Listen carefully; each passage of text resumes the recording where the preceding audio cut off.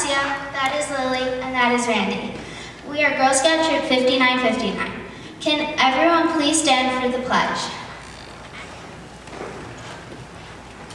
I pledge allegiance to the flag of the United States of America and to the republic for which it stands, one nation, under God, indivisible, liberty and justice for all. Now, can all the Girl Scouts please stay standing as we recite the Girl Scout promise and law.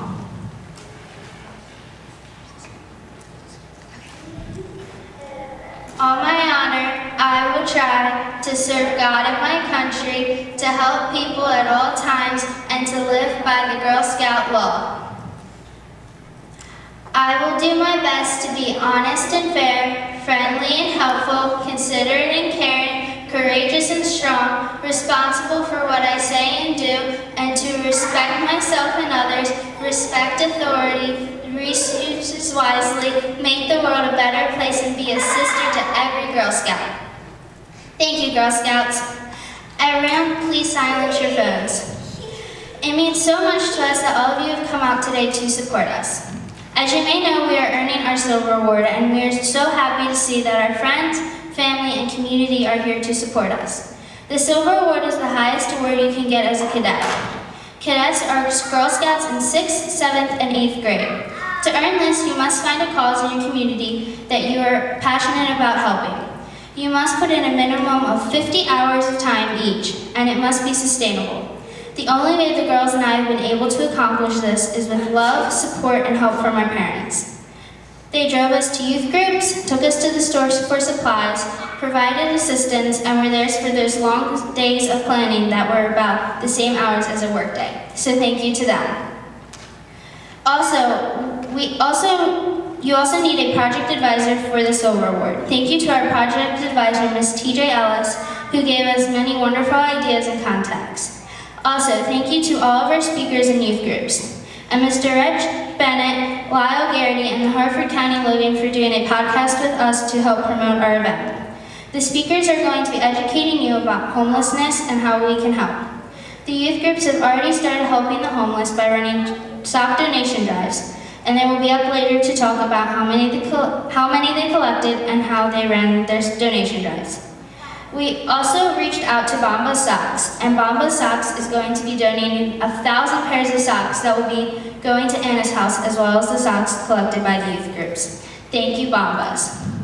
Over the past 6 months, we have learned many things about homelessness, and we hope you learned just as much. Our first speaker up is Ms. Jennifer Croson. She is the Resource Development Manager at Anna's house.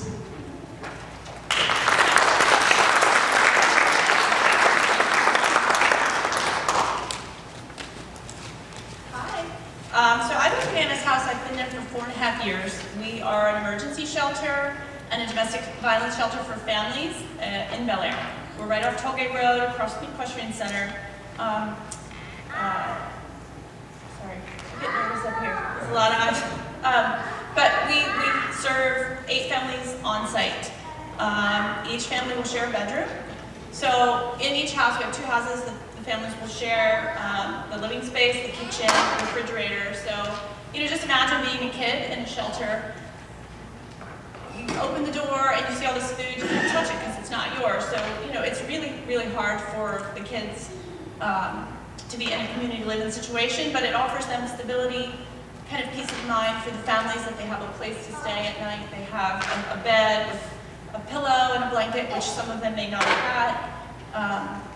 We have people that come to us that could have been living in a tent with their family. They could be sleeping in their car. They could be, surfing couches is what they kind of call it, bouncing from one family member to another.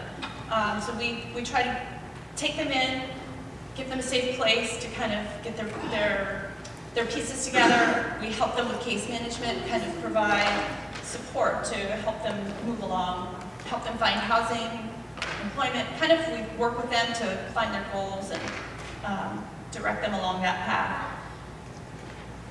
They asked me also to talk about the stigma of homelessness. So for kids, it's really kind of a challenge, especially when they're going to school, because sometimes, maybe they have shoes that have holes in them, or their backpack is torn. So we also try to help with donations from the community and people like yourselves, try to help provide those kind of things, that the family may not be able to do, so they can get on the bus and look like everybody else.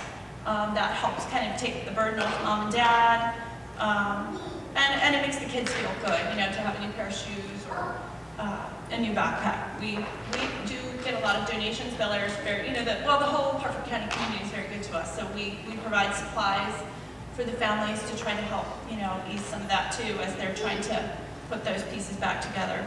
I have just a little video that it's from a kid's perspective. They're not kids from our program, but I found this video. It's about 3 minutes long, but it's really kind of, it touched me just to hear the perspective of, little ones of what they felt like living. And I think their situation was probably similar to what, the kids that we have go through. Since we have domestic violence victims, we really can't put them up there just because, we're not a safe house, but we try to protect their privacy and their identity as much as possible. So this was kind of the next best thing.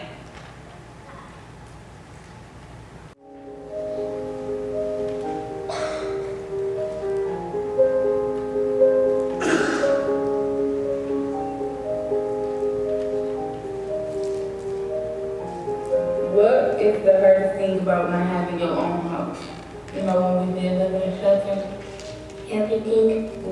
What's everything? Everything up in the shelter. I'm saying everything. The hardest thing about not having our own home is like how I dream to be successful and accomplish things. Do kids at school know you are in a shelter? No. And they always ask me, and I always say no. They ask you if you're in a shelter? Yeah. But one day a little boy, he lived in a shelter, and he was in kindergarten, and everyone, and the whole class made fun of him. And I don't like people making fun of me.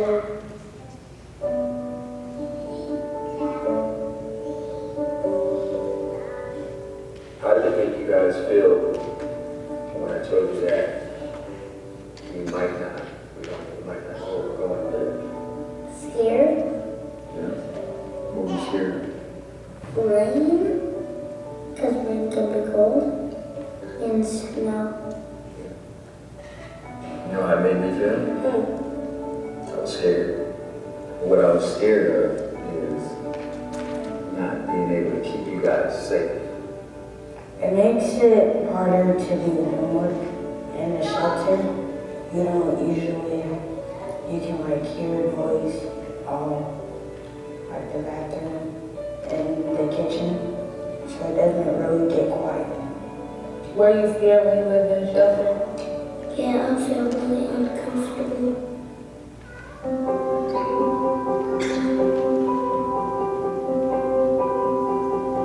What's the best part of having a home? You have your own space, you can just run around your room and say, home, I'm in here. I love you, and we don't have to have, what is it called? It's a curfew at the head. What does having a home mean to you? Having a home to me is like, I don't have a bed. What would your bedroom look like? Refrigerator, upstairs, big bed. Upstairs in your bedroom? Exactly. What would your bedroom look like? Refrigerator, a king bed. And it's small for a king bed. No, I'm not.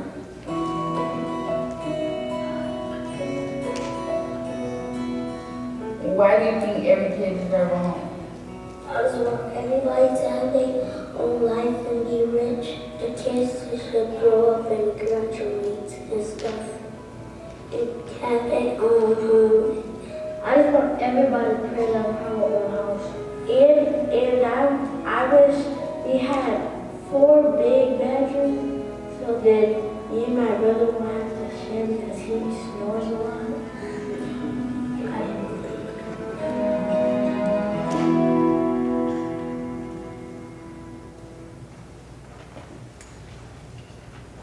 I think the kids in the video represent a lot of who we serve. We served, so far in the last fiscal year, which started July 1st and ends June 30th, we served 97 individuals and children. So over half of those were kids. And I think the majority of our kids, have the same hopes and dreams as these kids and all of you. They want a home. And so we do our best to try and help them on that path. And I think that's about all I have. So thank you guys for listening, and hope you enjoyed the video. I think it was, those kids are pretty amazing.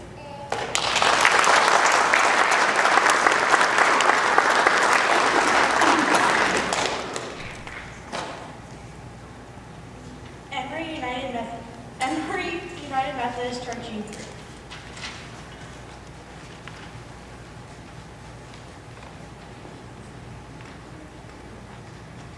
I am speaking on behalf of Emory United Methodist Church on how they ran their socks drive. They unfortunately couldn't make it, but we are very grateful for their help in collecting socks. They collected 89 pairs of socks. The way they ran their sock drive was that their youth group made an announcement in the church, hung signs around the building, and put an announcement in the weekly bulletin. They also put a basket in the narthex where donors could drop off socks. We are so grateful for their donations.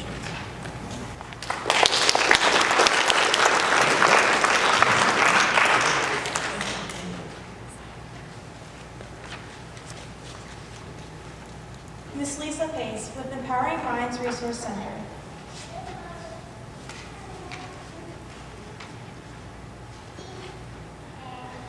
Unfortunately, Miss Lisa Pace could not be here today, but we thank her for all of her support.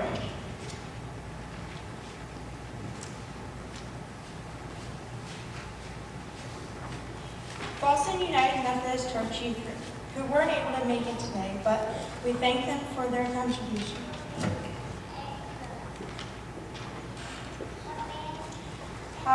Mr. Howard Magnus, Volunteer Chairman for Harford County Hope for the Homeless.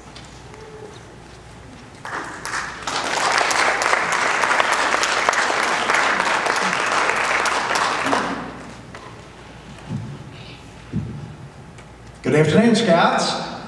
How are you today? Glad to be here. Thanks for inviting me. Harford County Hope for the Homeless is an alliance, which means that we are a group of individuals that are connected with primarily the faith-based community in Harford County, but it's an alliance with Harford County government as well, and other agencies and other nonprofits in Harford County. And we all come together to run for 12 weeks during the winter a emergency rotating homeless shelter that's hosted in the churches for 12 weeks. We begin sometime around mid-December and go through mid-March. And it's truly an alliance in the aspect that there's so many resources in Harford County. And 13 years ago, the churches were doing the same thing. And they decided that if they banded together, it'd be more efficient to have the shelter in one place and bring the churches to the shelter instead of moving our homeless neighbors around church to church. And that's how Welcome One emergency shelter that's over in Bell Camp came to be. And they're still there, and they're still a year-round low barrier shelter. Low barrier in the context that they do everything they can to enable you to be able to be in the shelter. They, however, have about 37 beds. And they're looking to expand, but that's not enough in the cold weather into wintertime. In 2015, we looked at getting the emergency shelter operating in the churches again just during that wintertime. It was a safety and health issue, really. We just couldn't let people be outside in freezing weather. The county had an emergency plan where they would put people up in a motel when the temperatures got below freezing. But that was hard to bring resources to find them in the hotel. So the churches began to organize. And we have 15 churches that host during that 12-week period. Sometimes we have 2 churches in the same week. They organize it and operate among their volunteers, but they go out in the community, very much so, to get volunteers. They go to restaurants, they go to other businesses in the community, all to help them sponsor their week. And like I said, we've been doing this for 4 years now. Last winter, we sheltered 84 individuals. They're all adults. 70% of those were men. And of those 84, 19 were able to find rental housing during that time. So that's about approximately 25% of the people in the emergency shelters, and that's been consistent over the last few years. About 25% of the people that go into the emergency shelter through rapid rehousing that you saw in that, mentioned in that video, are able to find a more permanent rental housing to move into. But having them in one location now, or in one location for a week, lets us to bring the other agencies that are available in Harford County. They can bring resources to them, and they can do things like look out for medical situations. They can look out for job placements, job resumes, how to do those kind of things. They can look at helping with drug rehabilitation, that area. So now by having people in one place, we can bring resources to them again, even if it's just during a short period of time, those winter months. Now, previous to that, I don't know if you saw any publicity or participated in it, because I think it happened right here at Bel Air United Methodist Church. They would have, on the shortest night of the year in the winter, they would have a vigil for homeless people that had died during the previous year. So that they wouldn't go unrecognized, their death wouldn't go unrecognized. And we often had 1 or 2 people that would die from exposure, or sometimes from having propane heaters in their tents and things like that, which is very dangerous. But since we started the emergency shelter, and since we were able to get a majority of the people out from the woods and into a shelter during the winter time, we haven't had any. I think this year was the first year where we actually had a fatality, and that was an individual that would not come in to our homeless shelter. He wanted to stay out into the woods, and he ended up dying of exposure. That's the first one we've had since we started the homeless shelter. It's very much of an alliance. The county government, Harford County government, works with us, helps with some of the financing of this. I've got to say that Harford County values the faith community locally, and they utilize us wherever we can, and we work really well together. And don't assume that's the case everywhere. A lot of jurisdictions, it seems like the government and the faith community sometimes work at odds with each other. It's not the case here. We get help from the Epicenter in Edgewood, opens their showers to us 3 times a week, Monday, Wednesday, and Friday. So our homeless neighbors, we house them and we feed them in the host churches, but they're able to take showers 3 times a week at the Epicenter. We give them vouchers so that they're able to do laundry at Wash and Fold in Edgewood. And so they can do their personal laundry there. Wash and Fold in Edgewood does all the bedding for our cots. We move the cots and bedding every week, and every week they get fresh bedding because Wash and Fold launders the bedding. They did over 3,000 pounds of bedding they did for free last winter as we were able to move it around. And that having clean bedding is an important part for health reasons as well. We didn't have the flu problems that sometimes you'd expect to have when you have a bunch of people together. Also, I should mention the New Hope Christian Fellowship in Edgewood is a day shelter.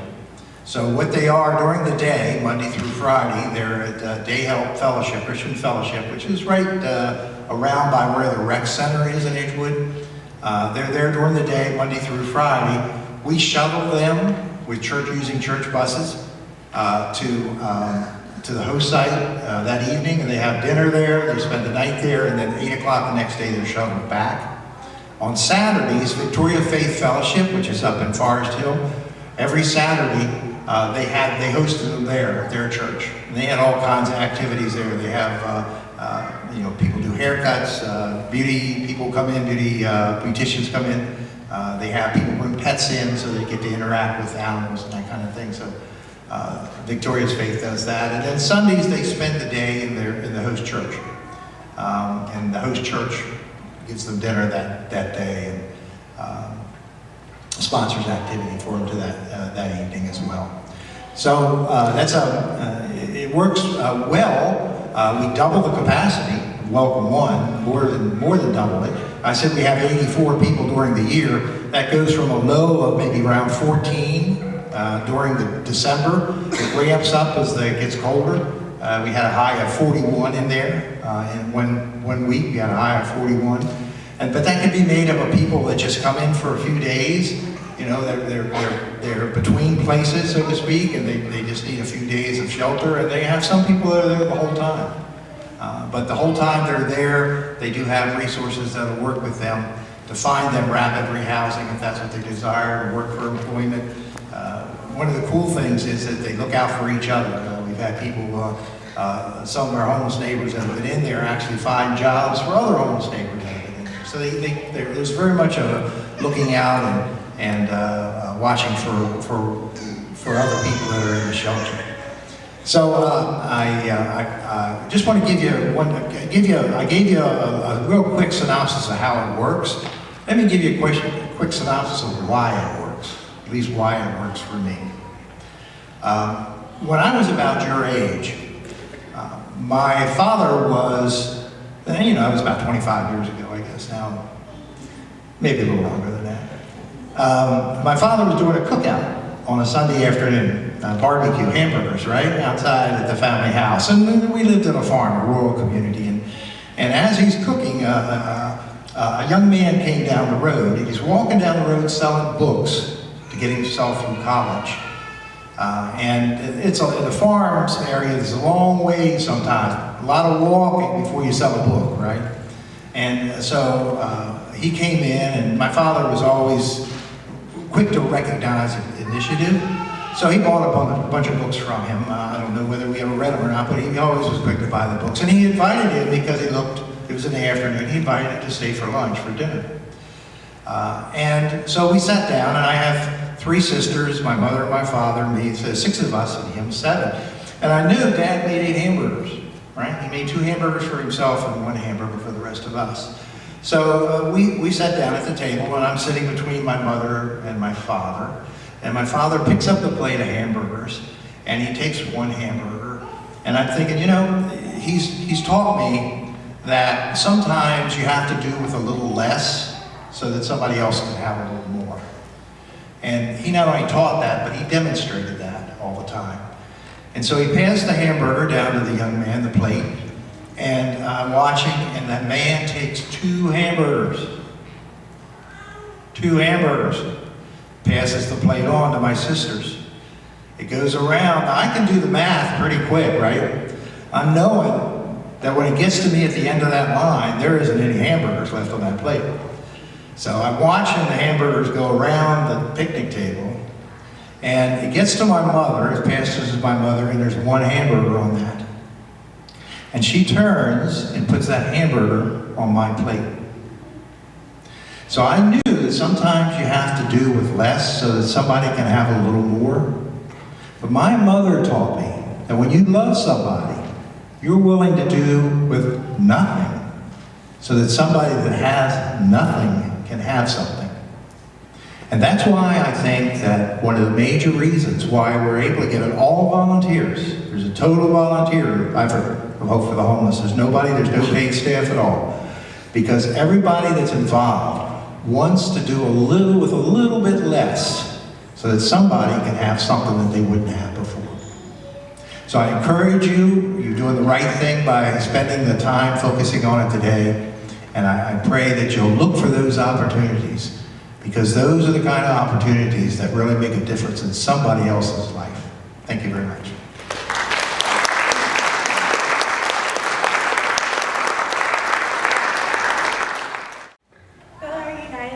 Church Youth Group, who weren't able to make it today, but we thank them for their contribution. Mr. Len Parrish, the Director of Community of Economic Development for Harford County Government.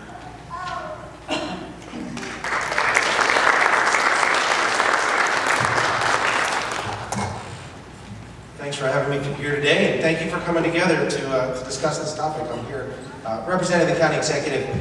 We actually oversee homeless services under our department. We've done that for about 4 years now. The county executive moved it from previously under community services into my department. My department's changed several times over the last 4 or 5 years. So, we're now the Office of Community and Economic Development. We've previously been known as the Housing Agency for Harford County, Housing and Community Development for Harford County, Harford County Transit, Harford County Economic Development. All of those fall under my department now. So it's one department called Community Economic Development. Our focus is really on housing, so where people live, jobs, so where they work, and then transportation to get from where you live to where you work and back. That's the idea, is to make those connections for people and do it all in one place. So it's kind of our one-stop shop for people. As far as today's focus goes, we're here to talk about homelessness a little bit. So I want to talk, just to touch a little bit on what we do for that. As I mentioned, the housing agency falls under us, so we really oversee the entire spectrum of housing for the county, from homelessness through home ownership. So we do housing counseling, rental counseling, everything from if you have somebody who is having an issue, it could be even just eviction prevention. They live in a house, they're afraid they're going to lose their house. We encourage them to call us, and we make the connection to a provider that helps with that. If it's true homelessness, we always connect everybody through Harford Community Action Agency, who is here with the table. They are our gateway to homeless services in the county. Anybody that you come across that's experiencing homelessness, we ask that you call Community Action Agency and make that connection with them. They will help with food, they'll help with eviction prevention, they'll help with utility assistance, they'll help with all of those things, and they'll do placement into our shelters. So we have a very giving community and a lot of good helping opportunities, a lot of nonprofits that do a lot of really good work that we as the government couldn't do without them. So we really do have a great relationship with our nonprofit community. So Anna's House, obviously one of them that helps with families, that women and children either experiencing domestic violence or those that are just experiencing homelessness. SARP, which is a domestic violence provider here in Harford County. Welcome One has been mentioned, our local shelter that's run by the churches. 33 beds full-time, 365 days a year. Always looking for volunteers, always looking for people to help gather donations for them, either for their food pantry or clothes and things like that. The Hope for the Homeless Alliance, of course. Harford Family House, another provider for intact families that houses people year-round. So we're really a pass-through function for a lot of those. So a lot of the funding that comes from the federal and state government flows through our department out into that community. And we try and support that. The other thing that we do is we oversee the point-in-time count. So the next thing that we're going to do is a homeless count representation. The point-in-time count is something that Housing and Urban Development, the United States Housing and Urban Development Office, or HUD, as a lot of people know them, funds local jurisdictions based on their need for homelessness. So what they do is they say one night in January, in the last 10 days of the year, or last 10 days of January, which ideally would be the coldest days of the year, go out into your community and find out who's really homeless, who's really living on the streets. Because if they're living in the streets in those last 10 days of the year, then they really don't have anywhere else to go. So our office has historically overseen that point in time count. This past year, we saw a 19% increase in our numbers in that homeless point in time count. So our numbers went from 190 up to 227. And that was really seen in our families. That's really where we saw that growth number. We were serving larger families, and we did add some transitional housing beds, so that's a good thing that we were able to add beds, but they were full. We were serving people in those beds. So our numbers, just serving in families, went from 61 up to 88. So that's a pretty big increase just in the children that we were serving in our community. The good news that went along with that is we did have 0 chronic homeless families this year. That's a good thing because it means that we are housing our families through some of the programs that were mentioned, like rapid rehousing or permanent supportive housing. And we're doing that because we've made them a priority in our screening. So as Community Action Agency, meets with families and they see them, and if they really are homeless, we're making it a priority to get them housed as quickly as possible. Just another note on that, we also had 0 unsheltered homeless vets this year in Harford County on that point in time count night, that's really important to us too, to make sure that our veterans are properly housed.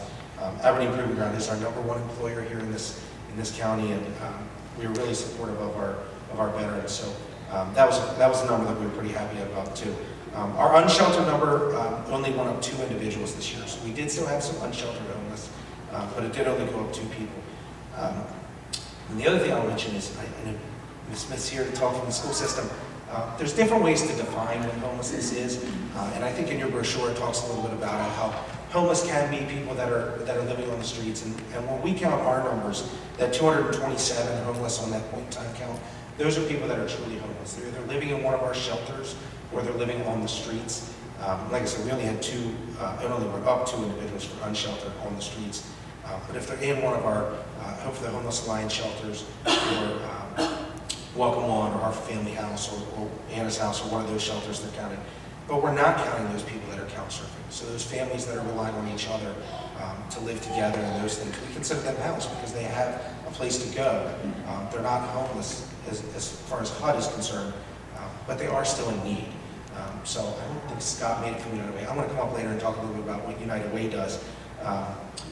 But there's a large number in our community in Harford County that need help, that are just relying on family and friends and things like that.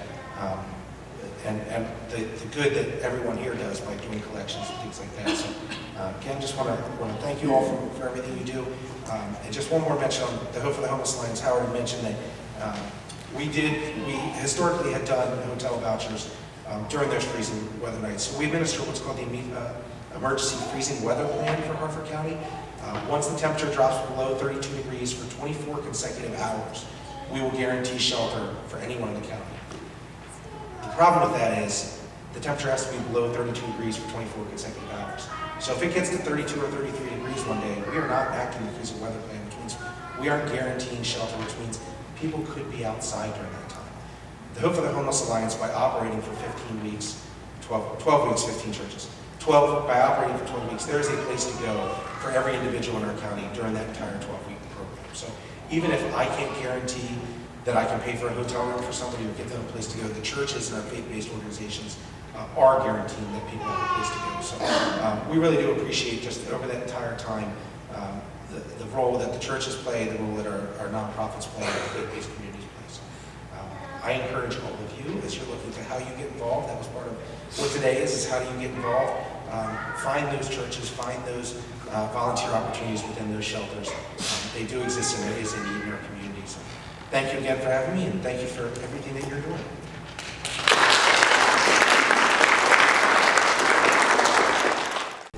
The homeless count representation.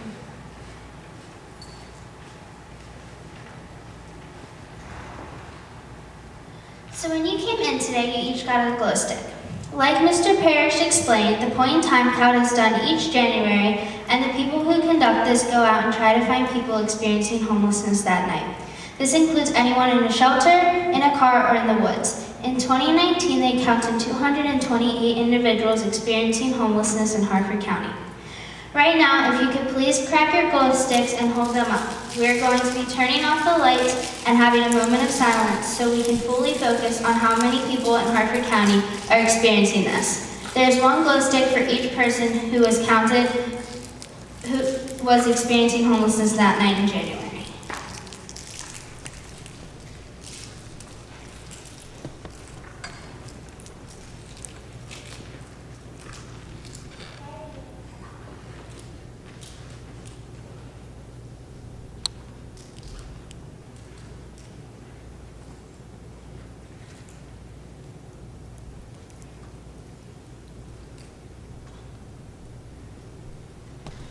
Thank you. So there should be a connector at the end of your glow stick, so you can wear it as a bracelet, and when you look down at your arm, it can be a reminder that that represents a person who is going through a tough part of their life.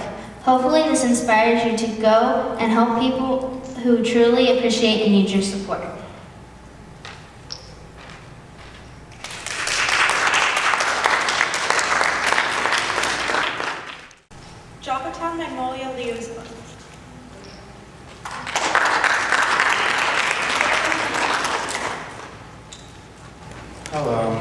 is Lionel Washington. I used to be part of Leo's and I'm now part of Alliance, thanks to Rich Bennett. When the Girl Scouts came to our clubhouse and asked for help with the sock run, I was the first one to say yes. The reason being, before I tell you how we did it, when I was younger, I think about 7 or 6 years ago, I wanted an Xbox 360 as a kid. So I made my own business as far as shoveling snow and cutting grass, and I got up to $400 to go buy me an Xbox.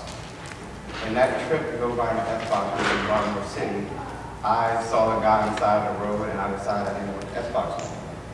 I went to a local McDonald's, bought him food, and then gave him $300. Last year, in 2018, I saw the same guy in Starbucks, well-dressed, said he had a car, a house, and everything else.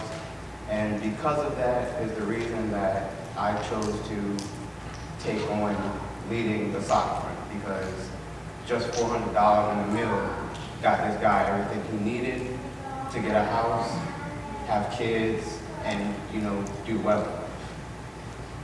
In that time that we did to do the sock run, Rich, he had a lot of connections, so he put it on Facebook. Yes, I pulled you out. He had a lot of connections, so he posted a lot of things on Facebook. We put a sock box at the library and everything else. We didn't get as many socks as we wanted to from the library, which was kind of disappointing, but we do understand that people have lives and we not have the money to help with buying socks and everything else.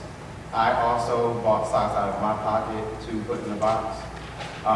And the 3 Leos, Jay Passes, Logan Sweeting, and Haley, those were my main 3 helpers throughout the whole sock run, which was kind of disappointing too, but I'm not going to complain. At the end, yesterday we had a pet festival for anybody who knew. Rich was out buying stuff for that and got aired on the radio telling people to bring socks to the pet fest that they could, and I believe that we got 30, maybe 40 plus more socks at the pet fest, which was a very good thing, and I believe that we made over 60 to 70 socks, or pairs of socks in our sock run. I wish we could have made more, but every little bit helps, so I can't really complain for real. But through all of that, you guys are welcome. I hope, you know, they can help a lot. And I really appreciate you guys bringing that to Leo Club, because that's something that really hit my heart, because when I saw him, it was just a bunch of crying. I could not help myself. Like, giving $400, somebody really helped somebody in 5, 6, 7 years, and I've seen them last year. So I want to thank you guys for that, and you are very welcome.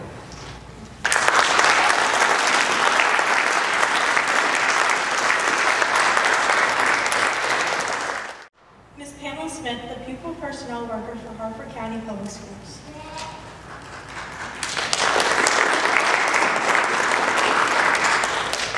Good afternoon.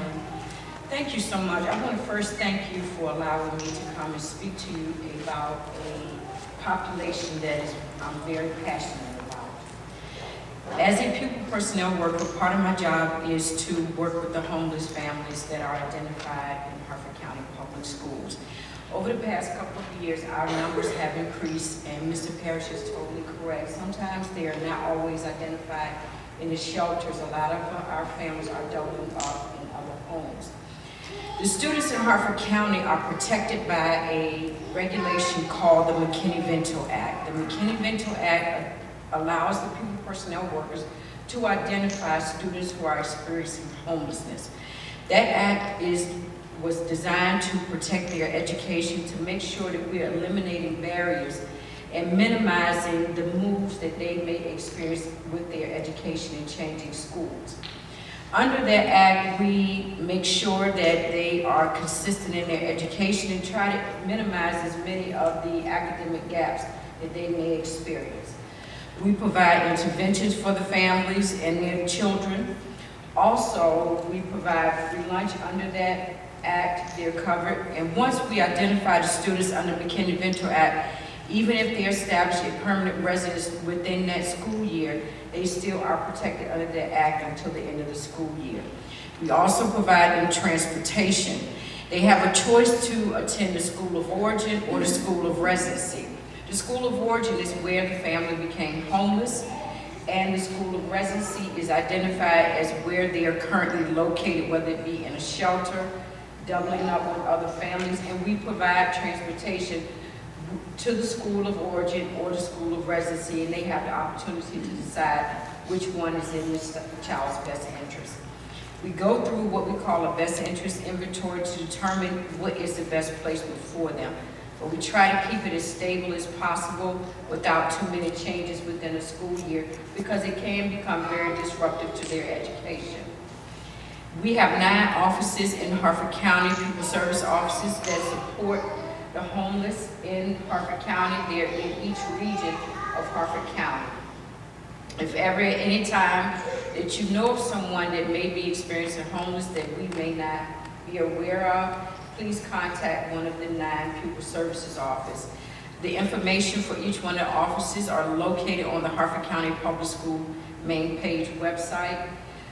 We're accessible via email, telephone calls. If you send emails up to central office, they will refer to the correct pupil services office. We are often looking for support in terms of school supplies.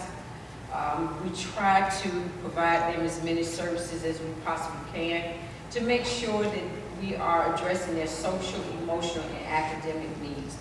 We do have services within our school district where we provide mental health counseling through school health readiness, Villa Maria, Upper Bay.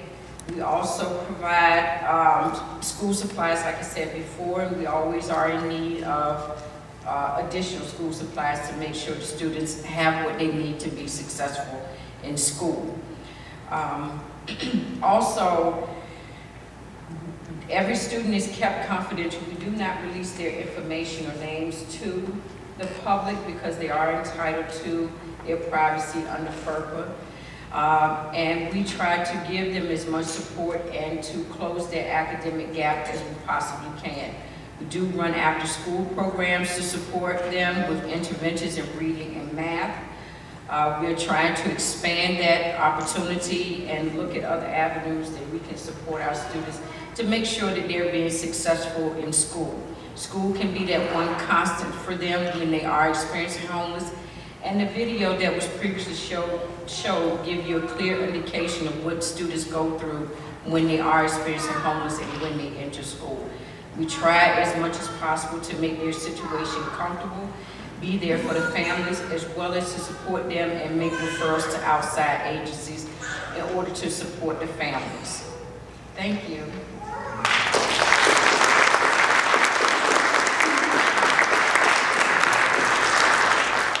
Middle school.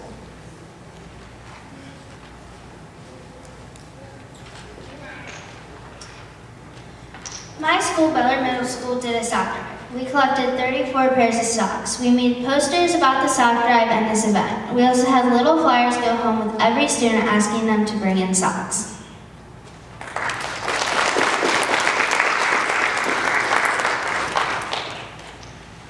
Miss Laura, survivor and advocate for our children's future.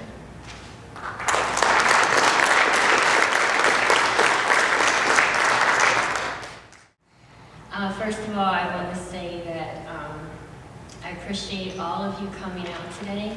I really appreciate these girls and Grace, all the young people we have in our community who are stepping up, not just letting the adults run the show as far as volunteering and helping our community who are in need. So I really appreciate that these girls are bringing awareness to their classmates. I've started calling these kids the next generation of philanthropists. They're going to do well. It means a lot to all of us that you are here and want to learn about how, and I should say this is geared towards kids, just for you adults to know that. And want to learn how you can help your classmates who are living their lives without a home. Because who wants to be homeless, right? This workshop is all about giving you the tools you need to be proactive in making a difference in the life of your classmates. My hope is that I can dispel some of the awkwardness you may feel, as well as some of the stigmas that surround children who are homeless. I know when we hear the word homeless, there are automatic images that pop into our minds. Maybe an old man missing a few teeth with a long, dirty beard and dirty, unkept clothes. Or maybe it's a woman wearing layers of clothes, pushing a cart around, filled with all kinds of junk. Maybe it's a family on a street corner, holding up a large brown cardboard sign with some writing that you struggle to read as your parents drive by. You might make eye contact with one of the kids, and you wonder about the different lives that you lead. These are all very true images that are actually consistent around the world. But you are here in America, in Harford County. The reality is there are many children in Harford County who are experiencing homelessness right now, and some of them are your classmates. Before I go further, let me tell you a bit about myself and why I was asked to speak. Sorry. Today you see me standing here before you looking like any other community member. I'm a mother to a 14-year-old boy, a librarian's assistant at the Bel Air Library, a new substitute teacher for HCPS, and an active volunteer in our community. I have an associate's degree from HCC, a bachelor's degree from Towson. All of these things I have accomplished in the last few years. This was life-changing for me and life-changing for my son. You see, a few years ago, I found myself to be in a homeless situation with my son, who was 4 going on 5 at the time. Unfortunately for our safety, I had to make the difficult decision to leave my husband, and we ended up with nowhere to live. We were eventually given a place to stay in a shelter for families. While in the program at Harford Family House, I had the opportunity to rebuild our life. I saved money, got an education, a better job, our own apartment, and I made healthier choices for my son and myself. It has been my son who has been a huge inspiration and motivation for me to make our life better.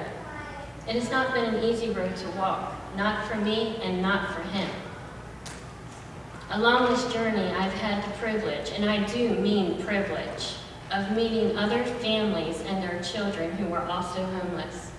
The reality is these kids are not to blame for the poverty and the homelessness they are experiencing, because children have no control over their choices, over the choices of their parents. It is a parent's job to provide for the children, to make sure they have all their needs met. If you don't mind, I'd like for you to just take a moment and close your eyes. I'd like for everybody to close their eyes and fold their hands in their lap.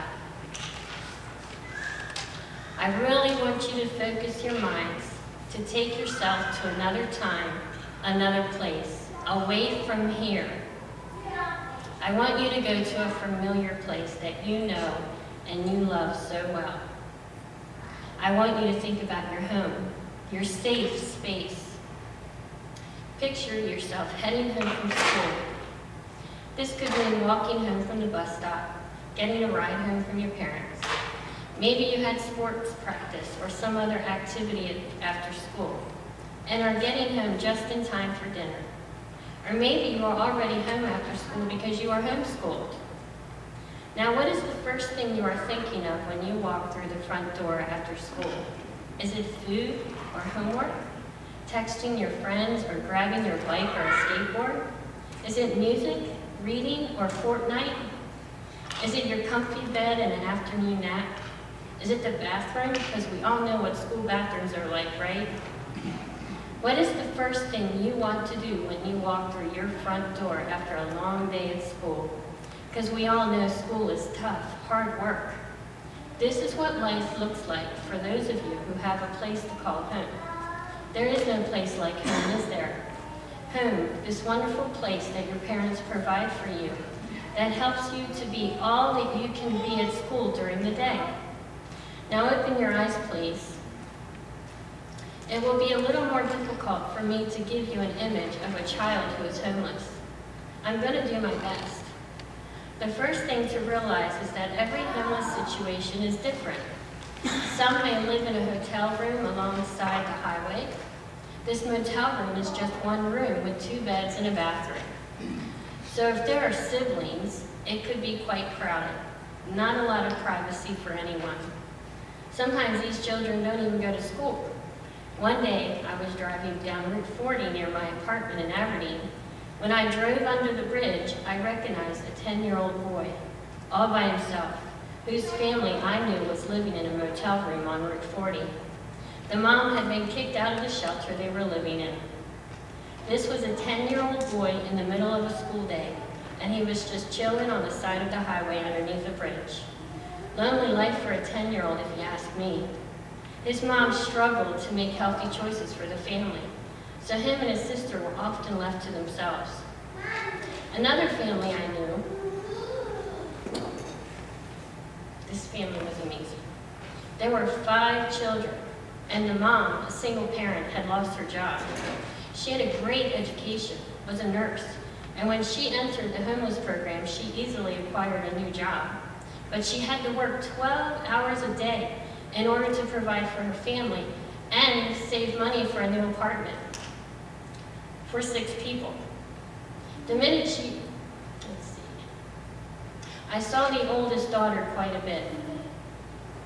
The minute she got off the school bus, she would go into their apartment to get ready for her siblings to come home from school. She did all the chores for her mom while her mom was working, from laundry to cooking meals, babysitting, and cleaning. She barely talked to anyone. And she did well in school, too. That is what impressed me the most. This young girl in middle school taking on adult responsibilities while keeping her grades up. If only they had an award celebration for that. In fact, many of the children that I have met over the years had gifts and talents, were strong and resilient in ways that we cannot understand. Often I would catch a glimpse of what they could become. Each of you has access to these kids, and they need you. They need you, their peers, to give them some normalcy in their lives. They may be too proud to ask you, too afraid of being rejected, but in their heart, they want you to reach out and make friends with them. They're like that prickly porcupine. All the tough things that they're dealing with has made them sharp and pointy, a little defensive and difficult to approach. They're not asking you to pity them. They don't want you to fix them. They want you to accept them and respect them and to support them, to recognize that they too have value to add in your classroom. Some of them don't even realize it now, what a blessing their school is going to be. All of their wonderful teachers and their classmates. While there are some children who are fighting to keep their grades up, trying to find a way to participate in school activities, there are others who just plain get bogged down by all the stuff happening at home, which is completely understandable. Is it really fair for us to expect all children to process crisis, poverty, homelessness, and trauma the same way? As unique as each of you are, children who are going through homelessness are just as unique, just as gifted. They just lack the resources needed to make those gifts shine. Instead, these children are worrying about their families or working to help their parents by doing much-needed chores. School can be a place for them to take a break from all the craziness in their life, to build their self-confidence, to be surrounded by others who treat them as if their life counts for something, maybe even let them forget for just a little while that they're homeless. So I just want to say thank you that you're all here and you care about these kids. We can give all the counts and all the numbers that we want, but each child is unique and needs to be loved. And they are smart. They have little lights in their eyes. I see it. I see the light in their eyes. They have potential to add into our communities. And sometimes the parents aren't doing what they're supposed to be doing. I get that. But that doesn't mean that these children should just be thrown away. Sometimes I just bypass the parents and just try to minister to the child, and That's all we can keep doing, is saying positive things to them. Just keep saying positive things to them. So thank you for listening to what I have to say.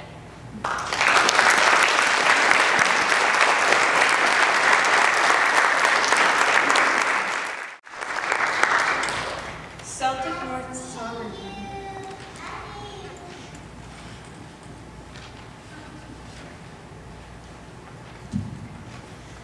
Unfortunately, Celtic North Soccer Team could not be here today, but they did do a sock drive for us. They collected 35 pairs of socks. They informed others about the cause and told people about the event.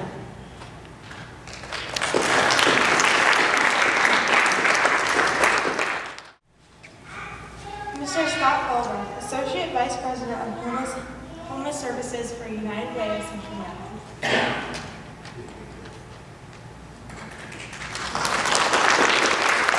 I don't think Scott made it, so you get another parachute. That's okay. I'm also the United Way Harford County Partnership Board Chair, so I'm heavily involved with United Way. Just wanted to mention two things that United Way does in the community. So United Way has always been known as a fundraising organization, a group that collects money and gives money out to the community through our nonprofits and everything, but they've changed themselves over the last, let's just say 10 years, into being more of a convener of resources and a service provider in our community. So they actually have a couple of things that they're doing in our community right now, direct service providing, so permanent supportive housing and some things like that. But 211 is something that I think everyone in this room should know about. If you ever come across anybody who has a need, encourage them to call 211 on their phone. It's a direct helpline that goes directly to operators 24 hours a day, 7 days a week, 365 days a year, with the goal of connecting those people to the resources they need. So regardless of what the need is, if it's food, if it's utilities, if it's housing, if they call 211, an operator there, they will speak to a live person, that person will try to connect them to a resource in the community. So that's a great thing. They also run a family stability initiative in partnership with public schools. It's in the Joppa Magnolia area. Right now it's limited to Magnolia Elementary School, but next year it's growing into the entire feeder district down there, so it'll be in that entire Edgewood Joppa school district to serve families who could potentially experience homelessness, to try and stave off that homelessness from happening. The idea being, if you can keep people in the housing that they're in, that's more important. The housing stability is more important than ever getting to homelessness, if we can. And then the last thing I wanted to mention that they do with us in partnership with Harford County government, in partnership with Healthy Harford, is Project Homeless Connect.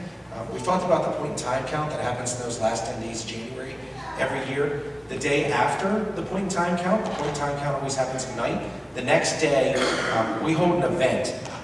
In the last couple of years, it's been held at Harford Community College in partnership with them.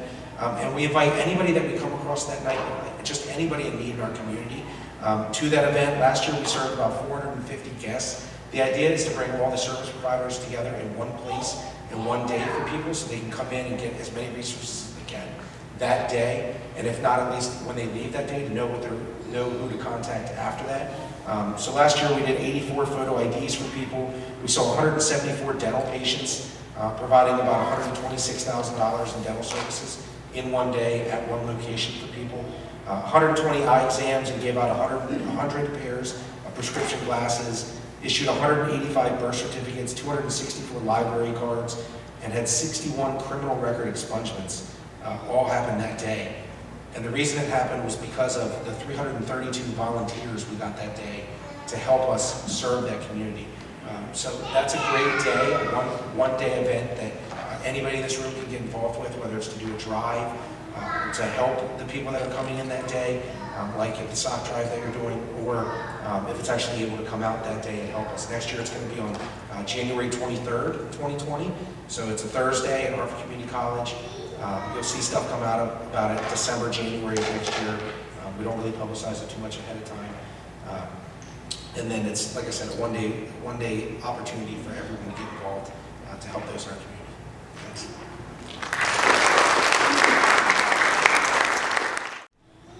Bel Air Calvary Baptist Church Youth Group.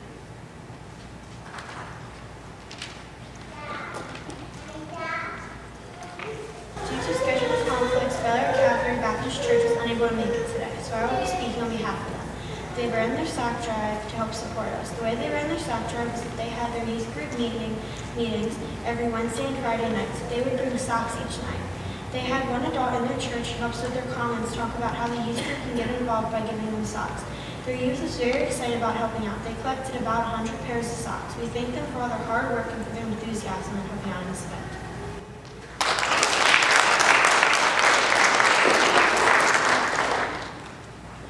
Grace Caldwell, founder and chairwoman of the We Concern movement.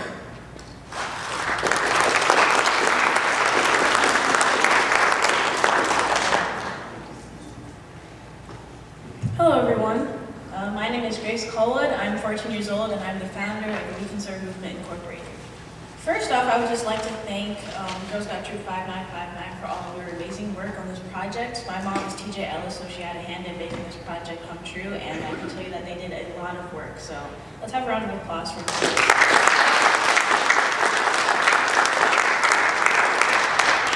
Today, I will mostly be talking about the great perks of community service and how you can help in your community. First off, just raise your hand if you like to do community service. Awesome, that's great. So a lot of us like to do community service because it makes us feel good and it makes a big impact on those in our community. One time, in 6th grade, I was a 2016 Halo Award honoree and my school had a pep rally in my honor. And it was a big surprise, and one of the teachers had come up to me after the pep rally, and she told me, "You're the little girl." And I was like, "Well, what do you mean?" She told me that I was the little girl that gave them Easter baskets. Little did I know that her child, who also went to my school, had been homeless. They lived in Eastside Family Emergency Shelter. And she told me that I was the little girl that brought them Easter baskets. And that just made my day. Knowing that I see this woman every day, and I go to the school I go to the same school as her daughter. Can you imagine what your summer would be like if you didn't go to any summer camps? Or if you weren't able to shower whenever you wanted to? Or even if you didn't have socks on your feet? These are the things and problems that homeless children face every day. For my encouraging piece of my speech, I just want to let you know that all of you can make a difference and a big impact. Community service helps out on many levels, from making a big impact on who you are and how you feel about your community, to the community seeing all the impacts that you can make, and impacting the people that you're serving. My organization is a nonprofit that helps homeless, sick, and foster children through projects and events. We are also made up of an all-youth board of advisors, and Alexa DeLinos is one of our board of advisors.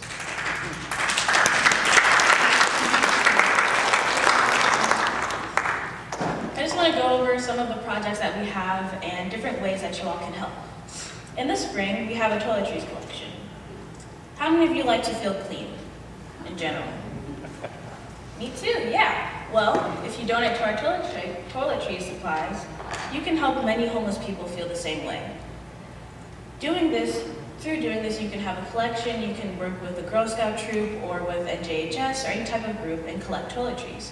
We take travel size, full size, and hotel size toiletries. There's also extra special Easter baskets. This project is a lot of fun because you can do it with a lot of people. If you have any type of group, you can all collect maybe plastic Easter eggs or candy or fake grass. You can stuff the bags or you can decorate the bags. And all of this goes to homeless, sick, and foster children. There's also a cleaning supplies drive that we have. Homeless families, they are put up in shelters and sometimes they have their own living space, but they need to keep the place clean. So we provide them with cleaning supplies. Another fun project that we have for homeless people during the spring is hook up a homeless home. What we do is we go to a homeless shelter. In the past, we've done this with Harford Family House. We'll go there, we bring our cleaning supplies, and then we clean up the home, making it ready for a new family to move in.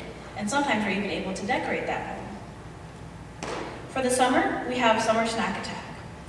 This is just a big collection where you can get any type of snacks, even from Big Lots or BJ's in bulk, and donate them to homeless kids. We also have Camp Happy, which is one of our biggest and my personal favorite project.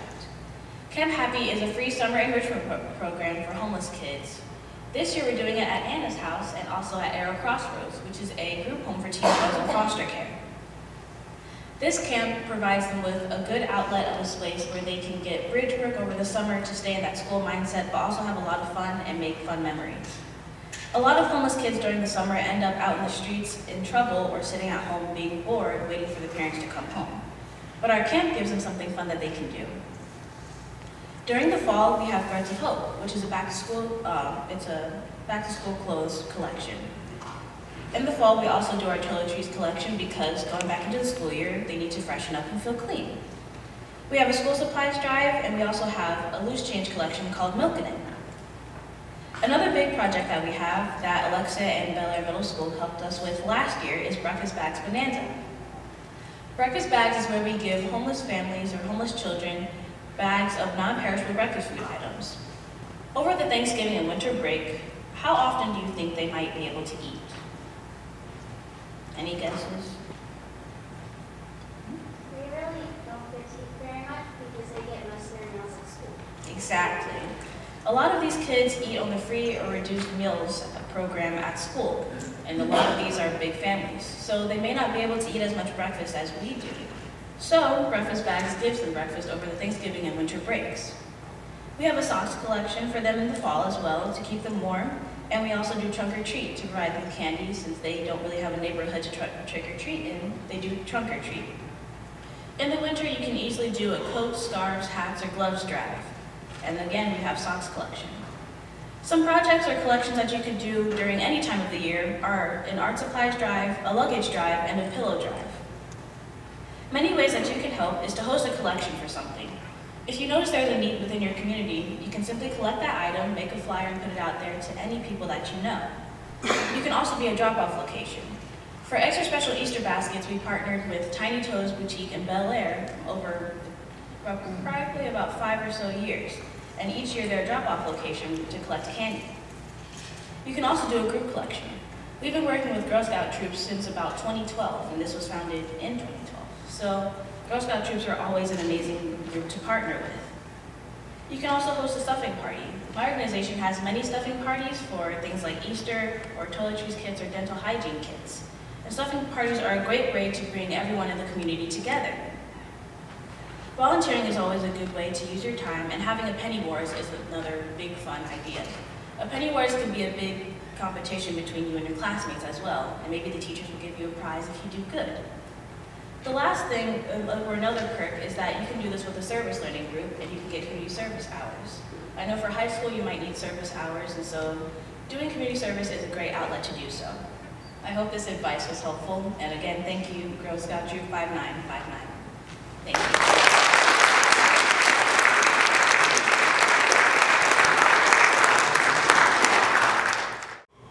Huge thanks to everybody who came out today. Alexi, Randy, and I really appreciate the support. We are so grateful for everyone's help in trying to earn our silver award. We would like to give a special thanks to all the youth groups that ran sock drives to help support us, and Anna's house too, and Bombas for a huge donation. They gave us 1,000 pairs of socks to give to Anna's house, and our wonderful project advisor was TJ Ellis. Thank you for helping us cultivate our ideas. You have been such a great help, and we are so grateful for the support you gave in helping us. So thank you so much for that. The very last final thanks is out to our parents, who gave us all of our rides to youth groups, meetings, and planning this event. We couldn't have done without you. We are so grateful for all your support. We have food and refreshments on the table over there, and please feel free to visit any of the tables that are set up for additional information or questions. Thank you all for coming, and have a good rest of your day.